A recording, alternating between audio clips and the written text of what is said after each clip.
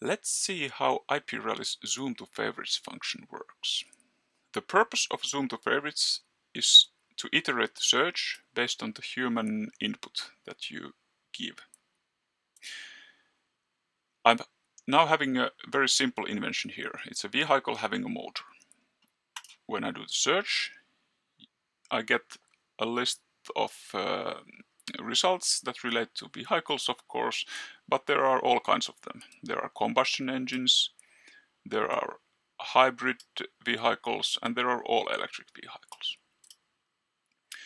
When we see how many times the word combustion appears in the result is this 5 times, the word electric appears 73 times, and the word hybrid appears 19 times. Just to get some idea of what's the content. Now I want to retarget my search to all electric vehicles.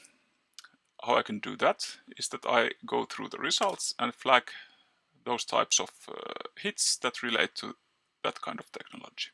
Hit number 5 is clearly all electric. Hit number 8 seems to be electric vehicle. Hit number 16 seems to be electric automobile. Hit number 24 seems to be electrically driven automobile. Okay, I have now 4 flagged documents in the list, and I want to help the AI to go towards that direction. What I do, I click Zoom to Favorites on and redo the search. Now we can see that the favorite results rose up in the list. The machine now knows that these are the kind of technologies that I'm interested in. And let's see what happened to the list. The word electric now appears 85 times in the list, so practically all of the hits are electric vehicles.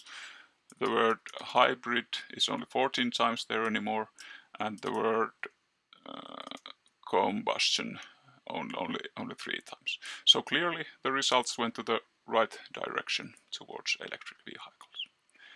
And of course you can then continue the iteration by flagging more relevant hits. However, you need to be a little bit cautious with this feature, because if you give contradictory information for the AI, then the results may not get any better.